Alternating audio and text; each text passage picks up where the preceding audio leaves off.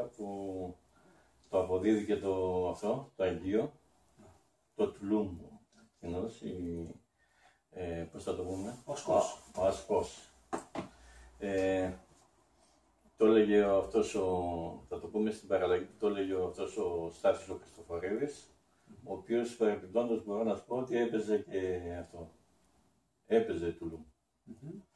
Και επειδή δεν το πολύ άντυχε και ασχολιόταν πάρα πολύ με το όργανο, η γυναίκα του, η οποία ήταν από το Καπίκιο, η Αθηνά, που έχει και το όνομα της μάνας μου, πήγαινε με το τσιγάρι του και έκαιγε το δέρμα.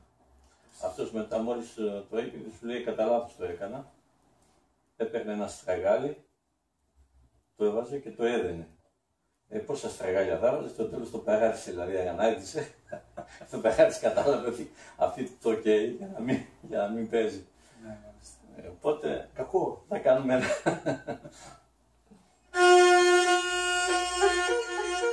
Σκοπός αυτός που έχει καταγωγή του. Ο Παλαβόικς είναι κουνάκα. Τώρα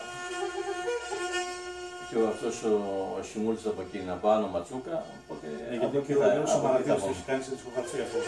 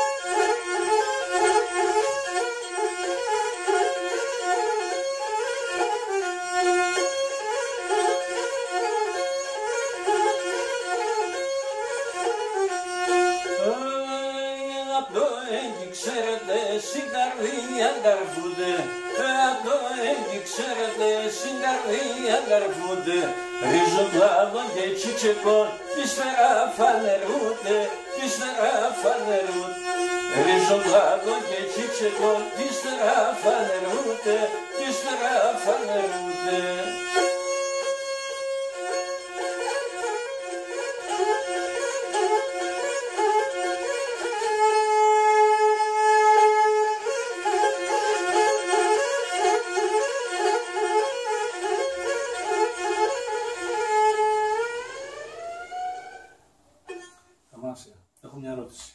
Αυτή η ίδια μελωδία ξεχάσαμε δηλαδή τα δικά μας. Είναι και καταγραφή δικιά μας με την Δέσποινα την Καπερίδου στον πρώτο δίσκο, τα τραγούδια του Πόντου. Η ερώτηση έχει ως εξής. Αυτό το χόρτισμα. Το χόρτισμα είναι. Υπήρχε στην πατρίδα ή υιοθετήθηκε εδώ για να μιμηθεί το Αγγείο? Εδώ υιοθετήθηκε για να μιμηθεί το Αγγείο. Μάλιστα. Τα κορδίσματα στην ποντιακή λύρα, στην τραπεζούτα που γνωρίζω ότι ξέρεις, ήταν το συγκεκριμένο λάμισι που ξέρουμε ή υπήρχαν και άλλα κορδίσματα? Το λάμισι. Αυτό. Τα υπόλοιπα είναι στο δυτικό. Στο δυτικό πόντο που Καπαδοκία, το Ζένια, άλλα κορδίσματα. Αυτά από τον Αντώνη περισσότερο, τον Παπαδόπουλο. Ναι, που κουρδίζει και βιολίστηκα. Ναι. Μισό λύρα, μισό βιολί. Για να κάνει ένα μανέ, να παίξει κάποιο άλλο κομμάτι. Ναι. Καλά, είναι γνωστά τα κουρδίσματα. Πάντως εμείς ξέρουμε λάμισι για τον πόντο, τουλάχιστον για την τραπεζούτα, ίσως κεντρικός πόντος, δεν ξέρω. Και πάντα το ζήλ από αριστερά και δεξιά το αγαπάνει, έτσι. Ποιο το, πάντα. Οι χορδές, τα κόρδας. Τώρα το κούρδισμα του αυτού. Όχι το κούρδισμα. Το ζήλ, η κόρδα πρέπει να είναι αριστερά, όπως βλέπουμε την. Ναι, εξαρτάται αν παίζει ο άλλος ανάποδα. Αν παίζει ανάποδα με το αριστερό. Είναι διαφορετική λύρα, είναι το. Ναι, είναι και η ψυχή από εδώ μετά. Έτσι, ανάποδα αυτά. Απλά επειδή ξέρουμε στην Νικόπολη, οι χορδές ήταν ανάποδα, δηλαδή βιολίστηκε, βιολίστικος τρόπος, άσχετα αν ο άλλος είναι δεξιόχερας, το αγαπάνι ήταν από εκεί. Αυτό λέω. Δεν ξέρω. Τι να σου πω, δεν το κατέχω. Και στους Αλεξίδες και όλοι οι Νικοπολίτες έχουν το αγαπάνι από εκεί. Δεν το γνωρίζω. Ναι, ωραία. Αυτό. Δεν πρόλαβα να ψάξω ακόμα την περιοχή τη δικιά μας, οπότε σε άλλες δεν έχω πάει. Ναι. Είναι δηλαδή τόσο παραπίσω, ας πούμε, να πας, είναι το πολύ βασικό. Το να βρεις καταγραφές, να ακούσεις, υπάρχουν ας πούμε το 28-30 της Μέλου του Μερλέ, όπως μου έβαλες και άκουσα του 1905, και τα υπόλοιπα όλα είναι μετά τα μπομπινόφωνα του 60, ας πούμε, την εποχή του 60 και μετά. Όταν ξενιτευτήκαν και πήγαν η Γερμανία, πρώτα βρήκαν μαγνητόφωνα με εκείνα αυτά, με τα καρούλια. Από εκεί πέρα άρχισε δηλαδή η καταγραφή και ότι μπόρεσε δηλαδή να σωθεί οικογενειακά και ατομικά. Ναι. Γιατί συλλογικά ας πούμε δεν έγινε τίποτε βασικό. Δυστυχώς δεν το γνωρίζω. Μέσα στους συλλόγους δεν έχει γίνει κάτι πραγματικά, ούτε σε επίπεδο ομοσπονδιών, ούτε σε επίπεδο συλλόγων έγινε, ήταν προσωπικές προσπάθειες. Ναι. Δηλαδή από π.χ. από τον Αποστολίκα, ας πούμε, που ξέρω γιατί έψαχνα να βρω αυτά πες το τραγούδια του να ακούσω πως έπαιζε, και μου βρήκε ένας κουμπάρος μου από τα Κομνηνά, μου έφερε αυτά τα καρούλια, τα έστειλα κάτω στον συγχωρεμένο τον Γιάννη τον Ταϊγανίδη, ο οποίος πήγε σε στούντιο, τα μετέγραψε σε κασέτα, και την εποχή κασέτα κυκλοφορούσε, ήταν καμιά 7 ή 8 κασέτες. Βέβαια πρέπει να έχουν και άλλα πράγματα δηλαδή από τα Κομνηνά, οι άλλοι έχουν ανεβάσει στο ίντερνετ. Ναι. Οπότε υπάρχουν, δηλαδή σωθήκαν από αυτήν την άποψη. Ήμασταν τυχεροί γιατί αυτός είχε ξενιτεμένα, ο ένας το γιος νομίζω ήταν στο Μόναχο, ο Νίκος, ο μεγάλος, ο οποίος έχει και χωριανή μου, γειτόνισά μου, είναι η γυναίκα του, και ο οποίος έπαιζε και ο ίδιος λύρα. Τα άλλα παιδιά του τα γνωρίζω και η γυναίκα του τραγουδούσε φανταστικά. Όταν πήγα να ψάξω για φωτογραφίες και αυτά, ανταμωθήκαμε να φανταστείς μετά από χρόνια, αφού ήμουν μικρός, θυμάμαι, ας πούμε, που ερχόντουσαν, μας φέρνανε οι μπανάνες, γιατί τότε δεν κυκλοφόρησαν μπανάνες και αυτά τις πλαστικές, τα αρκουδάκια, τις καραμέλες. Τη συνάντησα μετά από χρόνια στο Μόναχο. Χωρίς να ξέρω, δεν είχε πάει ποτέ το μυαλό μου ότι είχε του Αποστολίκα το γιο, ότι είναι ανήφη του Αποστολίκα. Και βρεθήκαμε, κάναμε και μια κασετούλα και έλεγε, είχε και πάρα πολλά αυτά, έγραφε δηλαδή και στίχους η ίδια. Και από παλιά που ήξερα. Και τα άλλα τα δύο παιδιά ήταν στην Αυστραλία,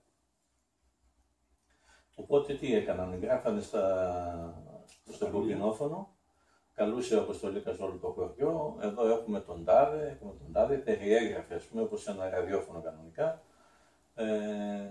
Έλα, ξέρω εγώ, Θόδωρε Μπουγαρίδη, κάνε μας ένα της Μακρύ, τώρα θα ακούσετε ένα της πατρίδος Μακρύ. Ξεκινούσε, ας πούμε, έκανε το Μακρύ. Υπήρχε η Ανατολή, υπήρχε κι άλλη μία γυναίκα τραγουδούσε, δεν τους ξέρω δηλαδή κιόλα, την Ταρατσίδη την είχα προλάβει. Και υπήρχαν πάρα πολλοί που τραγουδούσαν την εποχή, ειδικά πάρα πολύ δυνατός έτσι στο μακρόσυρφο ήταν ο Παντζερίδης.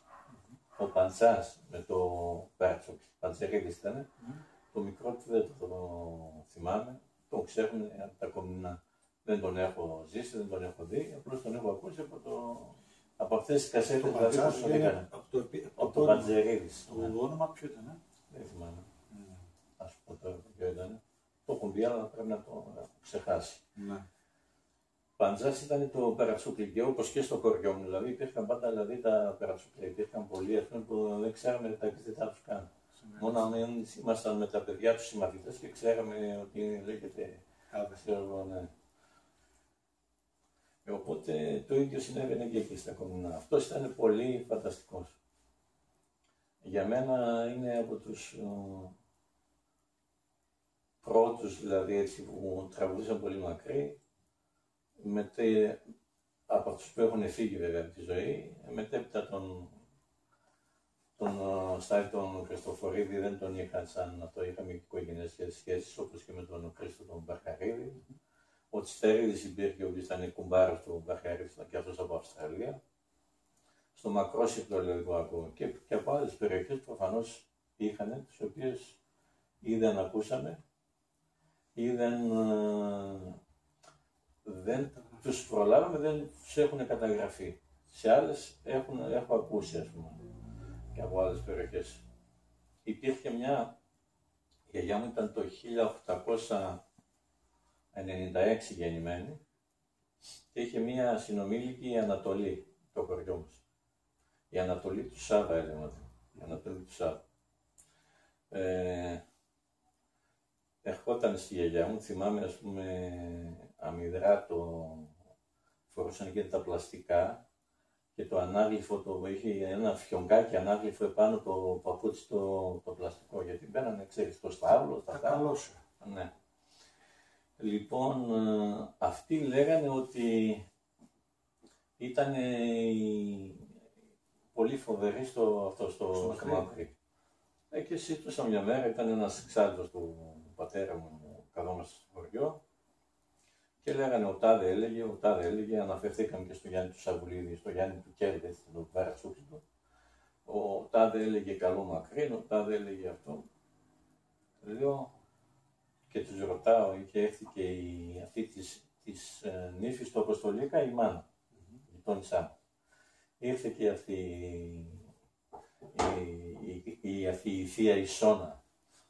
Ήρθε και τη ρωτάω εγώ, καθόμασταν κάτω από ένα καρύδι και μου είπε το εξής. Τη ρωτάω, θεία, για αυτή την Ανατολή του Σάβα. Σε τι ηλικία τότε? Εγώ πρέπει να είμαι πάνω από 20, δηλαδή ήμουνα ήδη εδώ από Θεσσαλονίκη και είχαμε πάει στο χωριό. Και τους λέω, αυτή η Ανατολή του Σάβα τραγουδούσε καλά. Και μου απάντησε ως εξής, μου λέει, καθόμασταν κάτω από μια καρδιά και μου λέει, αυτή λέει όταν τραγουδούσε, το είπε ποντιακά, τι όντως σε τραώνε, αούτα τα φύλλα λέει το δέντρου, εκλείσκουσαν κάσιν γη. Η περιγραφή τα λέει όλα. Τι ωραία εικόνα. Ναι. Οπότε δεν την είχα ακούσει αυτήν, αλλά υπήρχε άλλος, υπήρχε ένας ψάρδης γαμπρός της γιαγιάς μου, ο οποίος ήταν από την Γαλλία, η καταγωγή του, από το Κουταλά. Και τραγουδούσε και Μακρόσυρφο. Ερχόταν στην γιαγιά μου, ήμασταν δίπλα, γείτονες ήμασταν. Ερχόταν στη γιαγιά, τον έλεγε να φτάω σε έναν Χρήστος, ήταν Δεσποινιάδης. αυτά είναι έναν καβέ πίσω. Μετά άνοιξαν τον πέσκο και ας βάλουμε τα ποδάρια να χουλείται.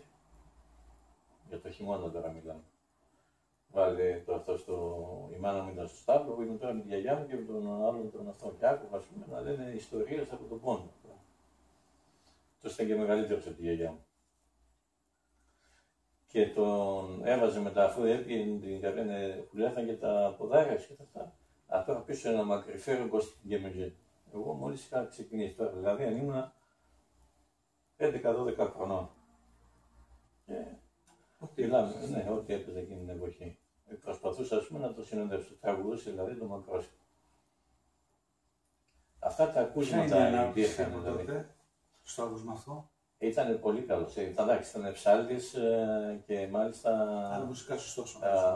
Ήταν δηλαδή, ήξερε να διαβάζει ο άνθρωπος, ήξερε και αυτά να ψένει πολύ καλά και στο τραγούδι ήταν πολύ καλός. Εγώ δεν ήμουν καλός. Εγώ προσπαθούσα να το συνοδεύσω τώρα. Να συγχρονιστούμε, ας το πω έτσι. Έτσι έμαθα.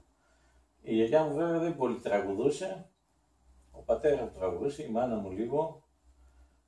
Τα γλέντια τα δικά τους τα νεανικά, δηλαδή κάμνανε. Η γιαγιά μου έλεγε αντίστοιχα. Το ένα αντίστοιχο αυτό που μου είπε το ήξερα 9 χρονών. Τραγουδώντας, τα έλεγε. Τέμπρο τα στράτα σέρναν, το πίσαν αστενάζεται. Εσκέρχεται η τρίγωναν και τα στράτα σφωτάζουν. Τέμπρο τα στράτα σέρναν, το πίσαν αυτό, το ήξερα 9 χρονών. Τραγουδούσε και τα έλεγε ή τα έλεγε έτσι. Όχι, δεν τα έλεγε. Είναι όπως αφηγηματικά, όπως